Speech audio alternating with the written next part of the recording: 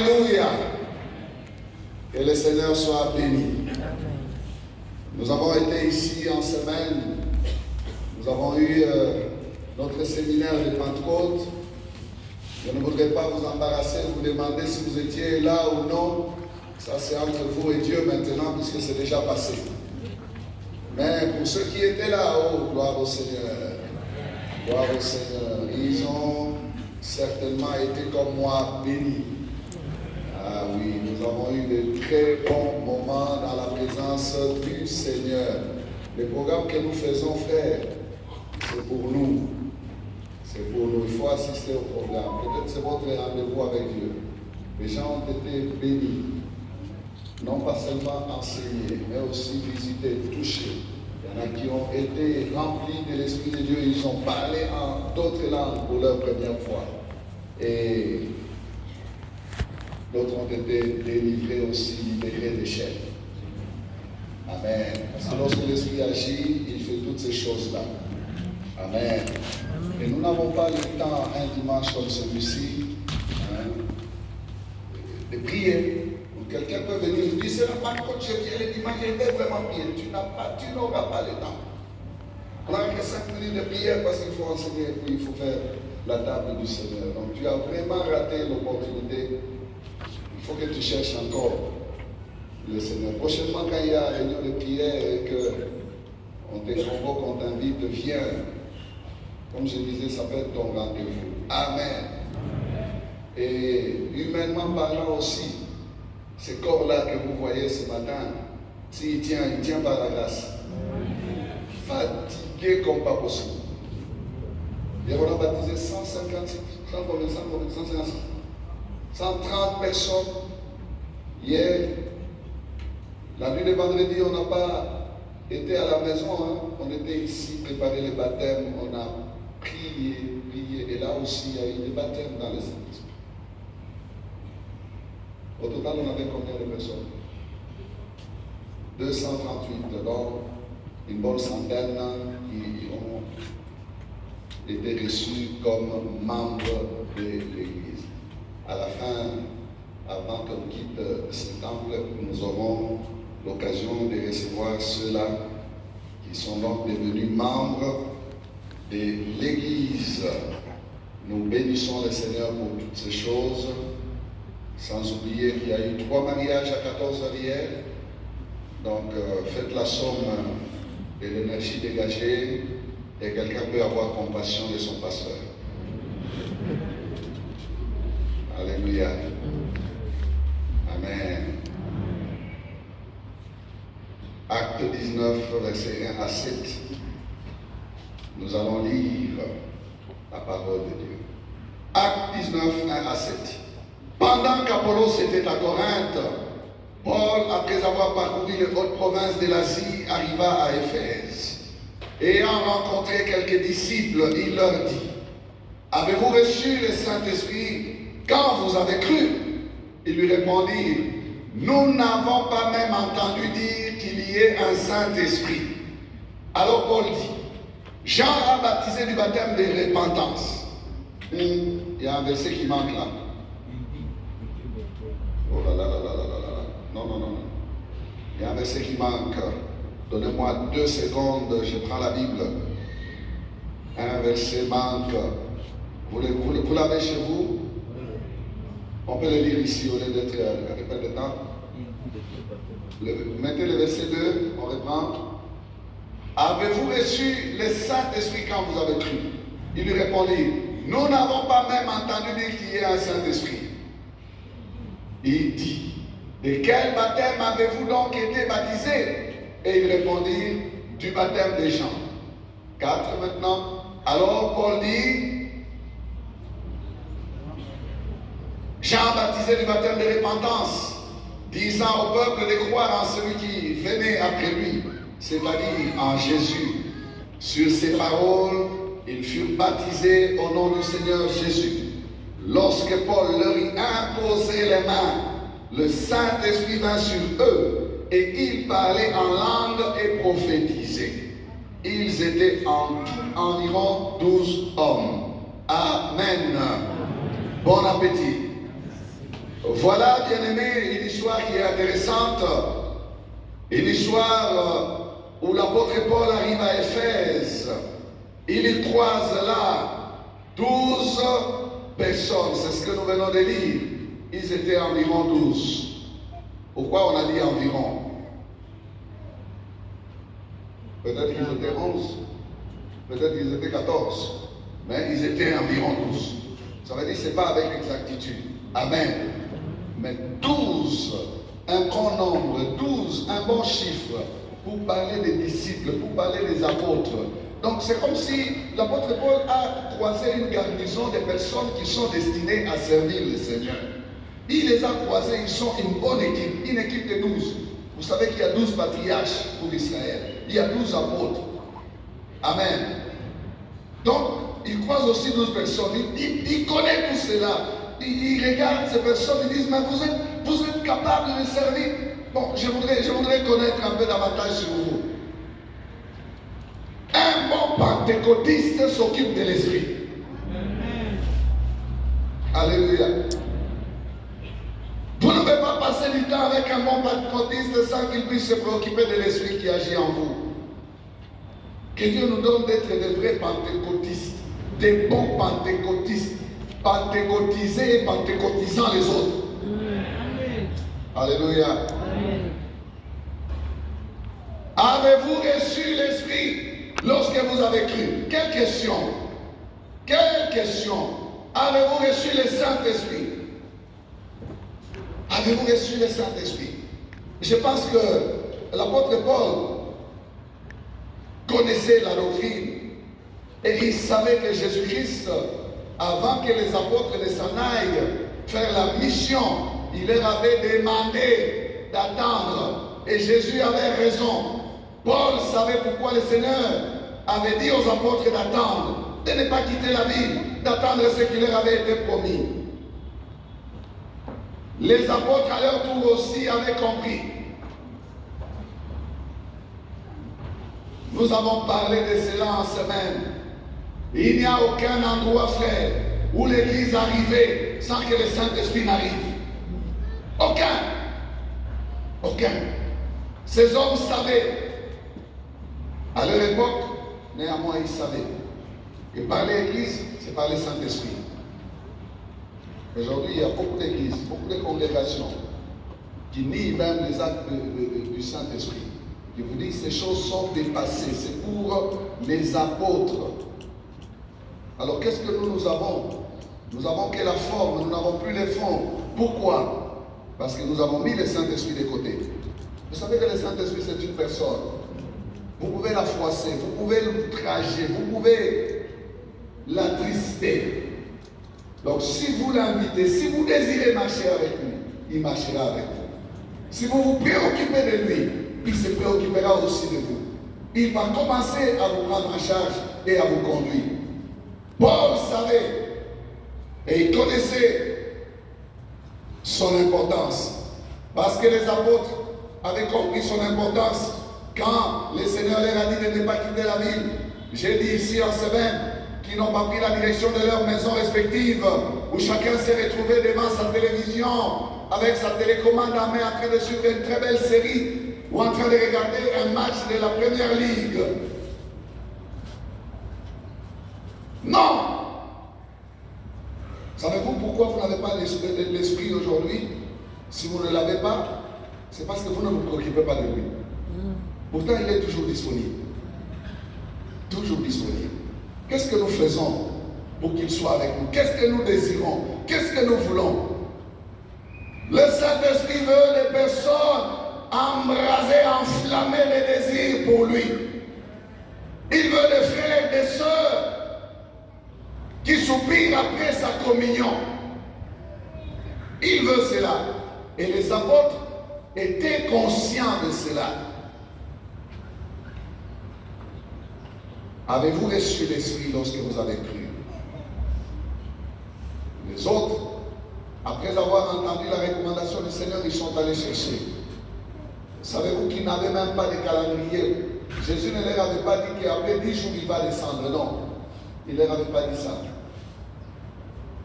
Parce qu'ils devaient rester dans la prière.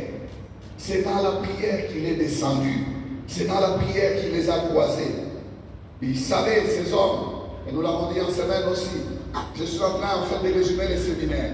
Les séminaires avaient pour thème l'esprit des grâces. L'esprit des grâces. Mais ce message que je donne, je préfère la question, avez-vous reçu le Saint-Esprit?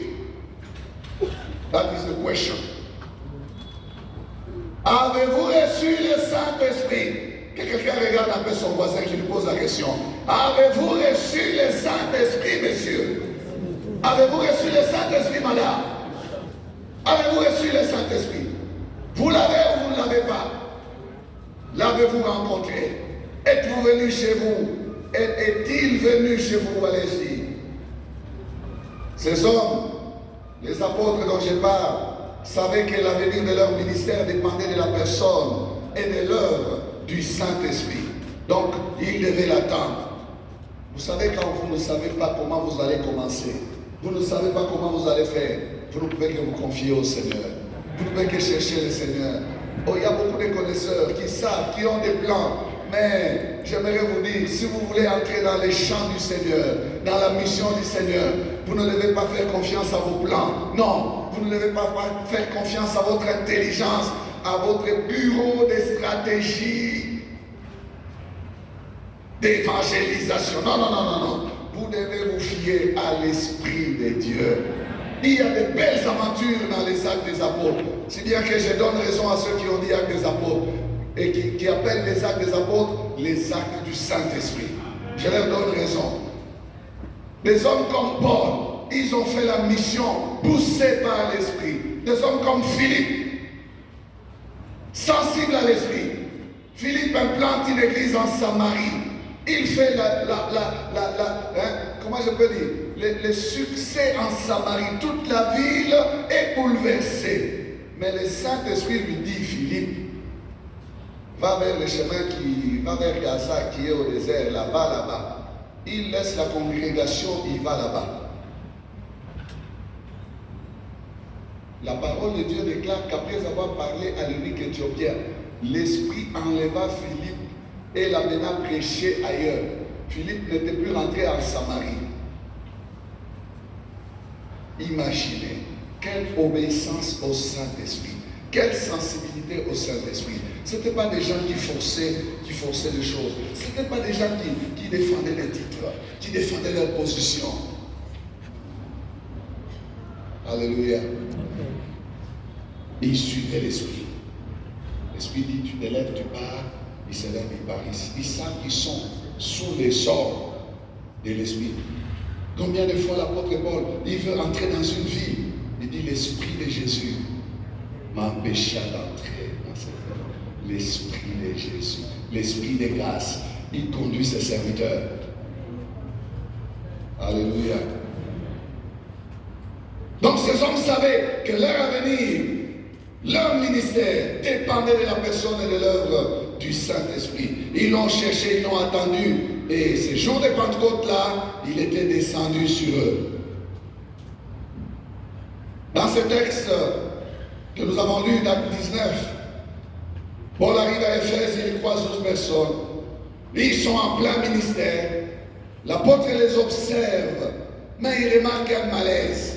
Je ne sais pas, peut-être qu'il sentait leur lourdeur. Peut-être qu'il sentait dans son esprit quelque chose, lui dit, il y a un manque, il y a un vide, il y a quelque chose qu'ils n'ont pas. Ils avaient les ailes, ils parlaient bien, ils étaient ensemble, ils servaient ensemble. Ils avaient peut-être une organisation, ils avaient peut-être organisé même une réunion où il y avait une foule. Et puis Paul a assisté, calmement, il a observé, il a vu. Et puis après, quand ils ont fini leur séance, ça c'est moi qui le commente, il s'est approché d'eux et il leur dit, avez-vous reçu le Saint-Esprit quand vous avez cru? Avez-vous reçu le Saint-Esprit quand vous avez cru? Une question claire et nette, une question qui mérite réponse, une question entre frères à laquelle on peut répondre, une question que nous devons aussi nous poser de nos jours, si réellement nous l'avons. Amen. Je peux même aller plus loin. on peut enseigner sur avez-vous reçu le Saint-Esprit quand vous avez cru et donner des réponses là-bas. Quand est-ce que quelqu'un reçoit le Saint-Esprit? On en a parlé en semaine. C'est quand il reçoit Jésus-Christ comme Seigneur et Sauveur. Alors si vous connaissez cela, donc ces gens, s'ils étaient réellement disciples de Jésus, ils devaient avoir entendu parler du Saint-Esprit. Mais curieusement, ils lui répondirent, nous n'avons pas même entendu dire qu'il y ait un Saint-Esprit. Ah bon? Monsieur, vous êtes dans quelle sphère là? Vous évoluez dans quel royaume? Comment êtes-vous entré? Par quelle porte êtes-vous passé pour vous retrouver là, en train de servir? Comment est-ce possible que vous puissiez être là? D'ailleurs, je vois des inquiétudes dans la question de l'apôtre. Il dit, mais vous faites comment? Comment vous faites? Vous savez, lorsque vous savez que servir, c'est une affaire du Saint-Esprit, vous ne pouvez que soupçonner celui qui n'a pas l'Esprit de manquer beaucoup. Il dit, mais tu dépenses tant d'énergie comme ça, mon ami, mon gars. Qu'est-ce qui se passe? Comment tu fais? Tu devais avoir l'Esprit. Ça allait te faciliter la tâche, ça allait te faciliter les choses, mais tu ne l'as pas. Tu ne l'as jamais connu, même pas entendu dire qu'il y ait un Saint-Esprit. Regardez comment il parle. Nous n'avons pas même entendu dire qu'il y ait un Saint-Esprit. Un Saint-Esprit. C'est comme ça que l'apôtre Paul vous a posé la question. Vous a posé la question et vous reçu le Saint-Esprit. Vous dites, nous n'avons même pas entendu qu'il y ait un Saint-Esprit, comme s'il y avait d'autres Saint-Esprits. C'est parce qu'ils étaient profanes, ils étaient ignorants, ils ne savaient pas ce qu'est le Saint-Esprit. Et curieusement, nous avons beaucoup de personnes de nos jours qui ne savent pas, qui vous disent que le Saint-Esprit c'est une influence, c'est la puissance, c'est un fluide, c'est la dynamique divine, avec beaucoup de bons termes. Hein. Mais ce n'est pas tout cela. Le Saint-Esprit c'est une personne de la divinité, de la Trinité. C'est une personne avec tous les attributs divins. Le Saint-Esprit parle, le Saint-Esprit envoie, le Saint-Esprit s'attriste, le Saint-Esprit remplit de puissance, le Saint-Esprit établit dans le ministère. Il fait tout ce que Dieu fait. Mentir au Saint-Esprit, c'est mentir à Dieu. Il disait dans Acte 5, je n'ai pas le temps de chercher à vous donner des références. Lisez votre Bible. Dans les Actes des Apôtres, vous verrez que c'est une personne. Pendant que Pierre est au sommet de la maison, sur les toits de la maison, il entend l'Esprit lui parler. L'Esprit lui dit, l'Esprit parle, l'Esprit parle, l'Esprit parle. L'Esprit lui dit, descends, va avec ces gens. Tu frappes à la porte, c'est moi qui les ai envoyés. L'Esprit parle. Si vous n'avez pas encore expérimenté ça, frère, je vous en supplie, désirez cela. Désirez cela. Je vous ai déjà parlé de mon témoignage. Moi, je ne voulais pas servir, mais j'ai été convaincu par la voix. La voix, j'ai entendu la voix dans la prière. Je l'ai entendu derrière moi. Je ne sais pas, c'est la voix de qui? C'est la voix de Jésus. Je ne peux pas vous dire c'est qui, mais j'ai entendu quelqu'un me dire tu as peur. Voilà pourquoi tu ne veux pas me servir. J'ai sursauté, j'ai regardé. Il y avait personne. J'ai commencé à transpirer. J'ai compris parce que j'étais dans des luttes. Je m'engage dans le chemin professionnel, je fais des affaires, ou bien je m'attache au Seigneur et j'essaie. Il a mis le doigt là sur les problèmes. C'était la peur. Parce que tu as peur. Est-ce que c'est toi qui prends soin de toi-même? C'est moi qui te prends en charge. Je serai toujours avec toi, je te prendrai en charge. Frères et sœurs, depuis ce jour-là, quelque chose est entré dans mon cœur. Je n'ai plus ressenti cette peur-là. Je me suis dit, advienne que pourra, je laisse tout, je vais aller. Je vais aller. Et quand on m'a dit d'aller à Chikapa, je n'ai pas dit c'est un village. Je suis allé. Il a été avec nous. Le milieu a été changé, transformé. Nous avons servi le Seigneur dans sa fidélité et par sa grâce. Et quand il m'a dit c'est fini, tu te lèves, tu vas à Lubumbashi. J'ai entendu encore, frère. J'ai reçu l'explication. L'Esprit parle. L'Esprit parle. L'Esprit parle. Donc quand quelqu'un dit, oh non mais à la porte on n'aime pas les je rigole. Je dis, c'est parce que vous aimez les vantards. Il y a des gens qui crient sur eux-mêmes. Pourquoi? On ne fait pas de bruit pour faire de bruit. On fait la mission. On fait le travail. En semaine, j'ai posé la question ici. J'ai dit, pensez-vous que vous venez ici parce que c'est moi qui vous appelle? Vous croyez que c'est ça? Non, il y a quelque chose qui se passe. Alléluia. Il y a quelque chose qui se passe. Et ce n'est pas un homme qui fait ça. C'est l'Esprit de Dieu. Alléluia. Vous, enfants de la maison, soyez rassurés. Amen. Chaque fois que nous invoquons le Seigneur ici pour nos besoins, chaque fois que nous avons des objectifs, chaque fois que nous avons des défis à relever, nous voyons la main de Dieu à l'œuvre. Nous n'avons pas, bien aimé, des compétitions à faire avec qui que ce soit. Nous suivons le chemin que le Saint-Esprit a fixé pour nous et nous avançons. Amen. Et nous avançons. Amen. Nous avançons. Il y a des témoignages.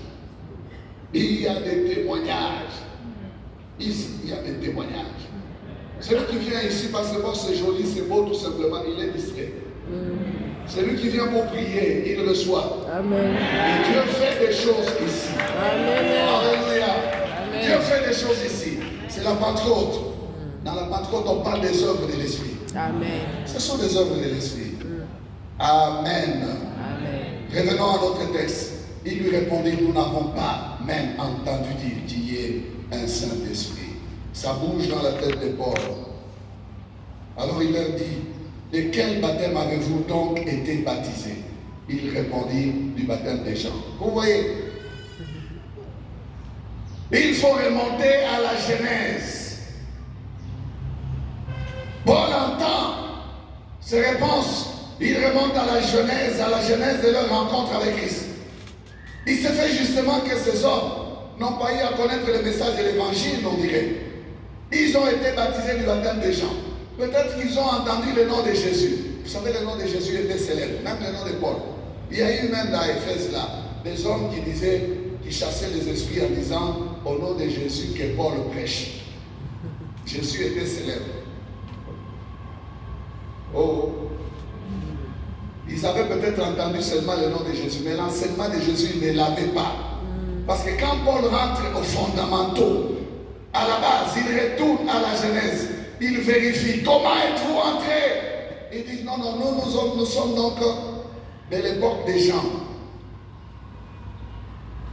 Comment être disciple de Jésus-Christ en ce temps-là où le Saint-Esprit était vraiment en train de faire à ce que l'Église soit établie et que vous n'ayez pas entendu dire qu'il y ait un Saint-Esprit, comme vous l'appelez, un Saint-Esprit. Non, dites-moi, vous avez commencé comment? De quel baptême avez-vous été baptisé? Et ils ont dit du baptême des gens. Si nous avons beaucoup de problèmes avec certaines personnes durant leur parcours spirituel, ce n'est pas qu'ils veulent seulement qu'il y ait des problèmes, non. C'est un problème de fondement, de base. Et c'est pour cela qu'il faut avoir des entretiens. Quand on rentre à la Genèse, on peut connaître comment la personne a commencé à dévier ainsi. Où la personne se retrouve là où elle se retrouve en difficulté. La cause se trouvait donc dans la façon dont ils avaient commencé. Et il sait que s'ils avaient eu à suivre les enseignements de Christ, ils auraient eu la connaissance et l'existence du Saint-Esprit. Voilà pourquoi c'est très important qu'avant même de baptiser les gens qu'on leur enseigne. Personne ne dit Amen. Hein? C'est très important même pour ceux-là qui sont à l'église depuis plusieurs années de suivre aussi les affermissements, d'être enseignés de façon systématique sur les ABCD de la foi. La prière c'est quoi? Le Saint-Esprit c'est qui? Les jeûnes c'est quoi? Vous savez qu'il y a des gens qui ne connaissent même pas les jeûnes c'est quoi? Comment jeûner? Ça se donne dans les affermissements. Amen. Ces disciples étaient restés dans la vieille actualité. Vous savez que Jean, c'est c'est un serviteur, un ministre de la transition. Nous passons de la loi à la grâce. Mais entre la loi et la grâce, il y a des hommes comme Jean. Ils ont servi le Seigneur avec force, avec puissance, avec onction, c'est vrai, mais ils n'étaient pas dans la grâce. Il est venu préparer les chemins à la grâce.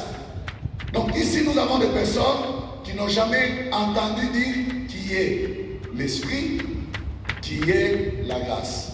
L'Esprit de grâce était déjà en train d'agir, mais ils étaient déconnectés de lui. Vous me comprenez? Donc je vous donne une catégorie de personnes ici qui ne sont ni dans la grâce, ni dans l'Esprit, ni dans la loi. C'était des gens qui étaient dans une transition. Pour eux, le glissement se faisait bien. Ils avaient fait glisser la période de transition. C'était des disciples de Jean. Mais Jean était déjà mort. Le baptême de Jean avait déjà été arrêté. C'est Jésus qui avait commencé à baptiser. Et même quand Jean baptisait là-bas, les gens allaient vers Jésus pour se faire baptiser de ce côté-là.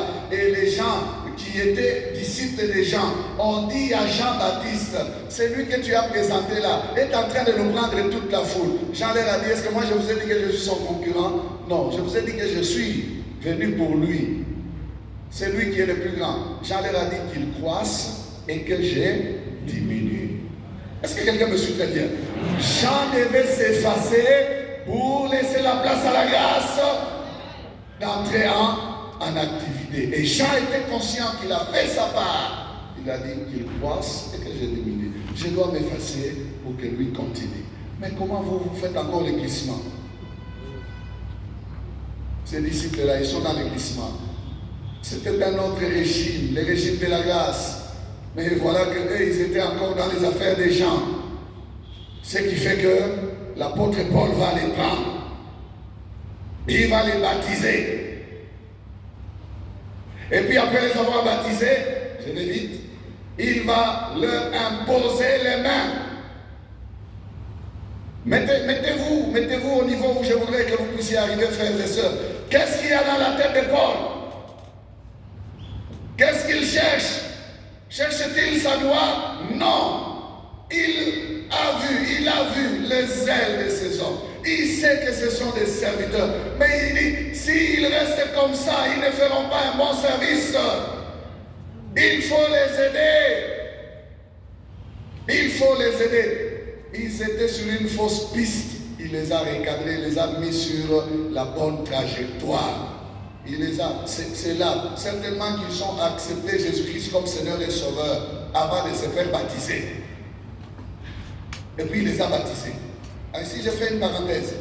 Ne comptez pas votre faux baptême là. Ce n'est pas un baptême. Je sais ce que je dis. Il y a des gens qui sont ici depuis des années, mais qui ont été baptisés seulement hier. Oh, j'attendais, j'avais déjà été baptisé. Tu as été baptisé. De quel baptême as-tu été baptisé? Si on a mis quelques gouttes là, tu n'avais pas été baptisé. Si on t'a fait manger des biscuits et tu es passé sous un drapeau, tu n'as pas été baptisé. Oh, il y a plusieurs baptêmes de nos jours. Il y a des gens qui disent, oh, sous le drapeau, il est baptisé. Non. Alors je dis ceci, il ne faut pas compter les faux baptêmes. Il faut être baptisé du bon baptême. Même si ça sera la 4e fois, frère, ce n'est pas ton problème. Toi, tu dois suivre ce que les Écritures disent. Amen. Amen. Ils ont donc été baptisés. Sur ces paroles, verset 5, ils furent baptisés au nom du Seigneur Jésus.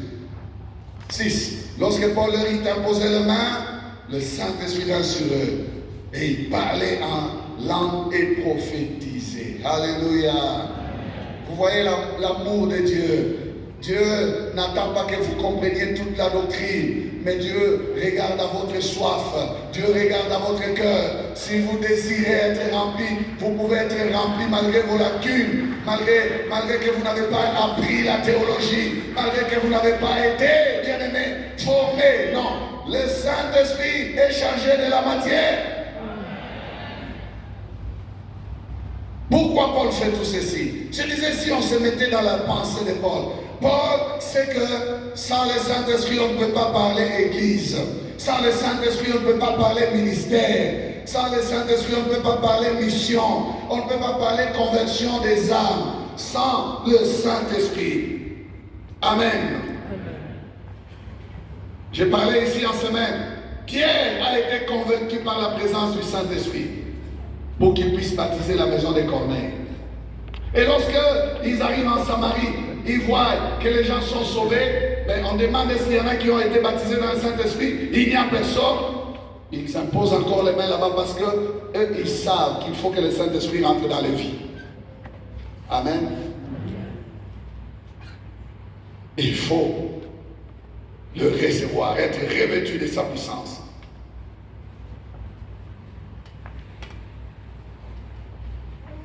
Je disais ici, frères et sœurs, que si quelqu'un est en Christ, il est sauvé, c'est vrai, c'est bien. Il a l'Esprit en lui, c'est bien. Mais s'il n'arrive pas jusqu'au baptême dans le Saint-Esprit, à la plénitude du Saint-Esprit, c'est quelqu'un qui est à mi-chemin. Il n'a pas encore fini l'expérience de Christ.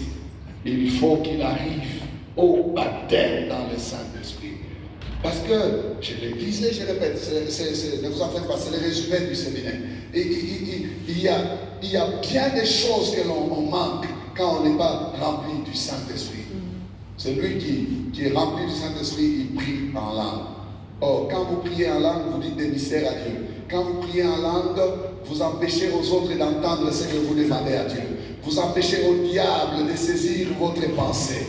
Quand vous priez en langue, vous vous édifiez vous-même. Bon, imaginez que vous n'avez pas tout ceci. D'ailleurs, tout ce que je viens de citer là, ça veut dire que vous vous ratez. Vous n'avez jamais dit le mystère à Dieu. Vous ne vous êtes jamais baptisé vous-même. Vous vous baptisez par la parole autrement, mais vous ratez ce que le Saint-Esprit fait. Et au-dessus de tout cela, le but pour lequel vous êtes rempli du Saint-Esprit, ce n'est pas pour vous-même. C'est pour que vous soyez puissants, vous soyez forts. Il a dit, lorsque le Saint-Esprit se viendra sur vous, vous serez mes témoins. Vous recevrez une puissance et vous serez mes témoins. Bon, vous témoignez avec quelle force, avec quelle puissance? Les muscles. Voilà pourquoi vous ne faites qu'imposer aux gens des conditions. Aux personnes qui vivent dans ma maison, s'il ne va pas dans mon église, il ne va pas manger le foufou. Là où vous mettez les conditions, il y a des gens qui n'ont même pas parlé. Le fait tout simplement de prier chaque soir pour les mêmes personnes là, ils se sont donnés à Christ. Ils ont commencé à venir à l'église. Soyez remplis de l'esprit, vous verrez que l'esprit fait des choses qui vous évitent de vous dépenser, de vous casser à 1000 morceaux. Voilà pourquoi le Seigneur dira dans Zacharie, il a dit, ce n'est ni par la force, ce n'est ni par la puissance, mais c'est par mon esprit, dit l'Éternel des armées. Alléluia. C'est par son esprit qu'il faut faire le travail. C'est par son esprit. C'est pas par notre propre force, non. Le baptême dans le Saint-Esprit est un revêtement de puissance. Son but est de nous rendre puissants, endurants, résistants, persévérants et vrais chrétiens dans un monde troublé. Le but du Saint-Esprit, c'est de te permettre de relever les défis. Parce que quand Jésus dit vous serez mes témoins, il dit aussi vous serez des martyrs. Donc même face à l'adversité, vous n'allez pas céder. Frère, soyez remplis de l'esprit et vous n'allez pas vous laisser corrompre. Et vous n'allez pas tomber dans la débauche. Et vous allez tenir ferme face aux tentations. C'est le Saint-Esprit qui vous rend capable de dire non au péché. Le Saint-Esprit. Amen. Alors si on veut mener une vie faible, une vie d'excuses tout le temps, une vie de remords et de regrets, une vie de repentance continuelle, on se répand aujourd'hui, on va se repentir demain, on va se repentir après-demain, parce qu'on n'a pas l'esprit. Il y a des choses qu'il faut régler définitivement. Amen. Amen. Comme la parole de Dieu dit, nous sommes déjà morts pour ces choses-là. Vous savez que vous êtes déjà morts pour cela. Amen. Parce qu'un martyr, c'est quelqu'un qui est déjà mort. Donc il vit, c'est qu'il est déjà mort pour Jésus. Le temps est parti. Il faut qu'on arrête par là. Sinon, on aura des difficultés. Amen. Ces 12 disciples n'ont pas engagé de débat avec Paul. Non. Ils ont été soumis. Ils ont suivi les recommandations de l'apôtre. Et comme résultat, ils ont été baptisés. Et d'eau et de l'esprit. La grâce et l'esprit se sont mis encore ensemble. Les gens qui n'étaient que dans la transition sont entrés et ils ont bénéficié de l'esprit de grâce. Baissons la tête.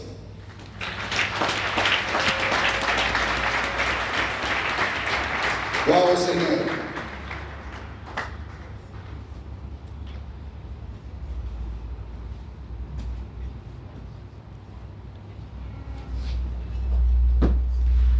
Avez-vous reçu le Saint-Esprit lorsque vous avez cru?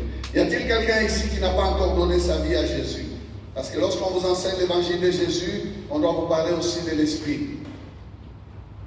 Rapidement, s'il y a quelqu'un qui n'a pas encore donné sa vie à Jésus, le Saint-Esprit vient sur nous lorsque nous donnons notre vie à Jésus. Qu'il lève sa main là où il est.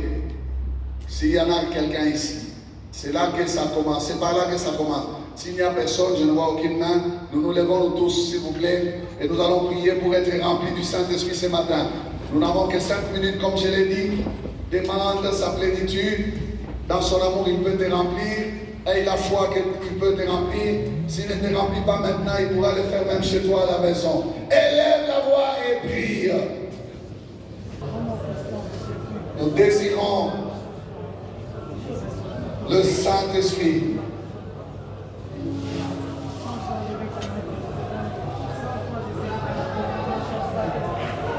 Merci, Esprit de Dieu.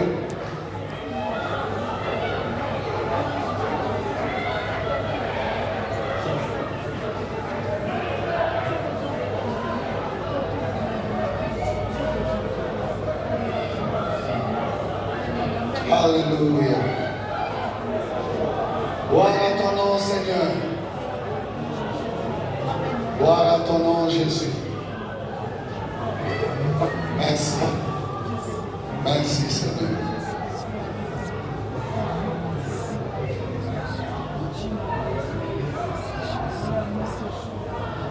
Amen. Amen. Amen. Ça va continuer à couler. Amen.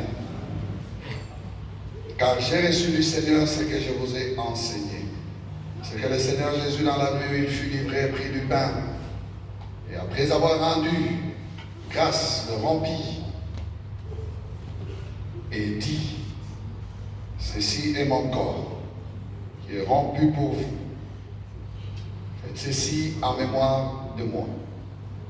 De même, après avoir soupé, il prit la coupe et dit, cette coupe est la nouvelle alliance en mon sang. Faites ceci en mémoire de moi toutes les fois que vous en boirez. Car toutes les fois que vous mangez ce pain et que vous buvez cette coupe, vous annoncez la mort du Seigneur jusqu'à ce qu'il vienne. C'est pourquoi celui qui mangera le pain ou boira la coupe du Seigneur indignement sera coupable envers le corps et le sang du Seigneur. Que chacun donc s'éprouve soi-même et qu'ainsi il mange du pain et boive de la coupe. Car celui qui mange et boit sans discerner le corps du Seigneur mange et boit un jugement contre lui-même. C'est pour cela qu'il y a parmi vous beaucoup d'infirmes et de malades et qu'un grand nombre sont morts. Si nous nous jugeons nous-mêmes, nous ne serions pas jugés. Mais quand nous sommes jugés, nous sommes châtiés par le Seigneur afin que nous ne soyons pas condamnés avec le monde. Tous ceux qui sont passés par les eaux du baptême, par immersion, et qui se jugent dignes de prendre part à la table du Seigneur vont maintenant s'élever. Pas seulement les baptisés d'hier, mais tout chrétien qui est passé par les eaux du baptême et qui remplit, et par sa conduite, les critères de participer à la table, se met debout. Nous allons partager ce même pain. Éternel, merci pour ton corps. Ce pain de vie descendu du ciel. Tu as dit que celui qui mange ce pain, il aura la vie et la vie éternelle. Merci pour le don de ta vie, Seigneur.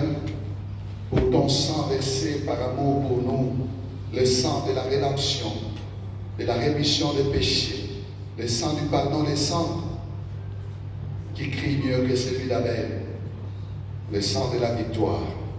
Seigneur, tu sanctifies ce pain et ce jus que nous prenons maintenant pour annoncer ta mort et ta résurrection et attendre ton retour. Tu as dit, faites ceci en mémoire de moi. Reçois toute la gloire, Seigneur. Au nom de Jésus. Amen.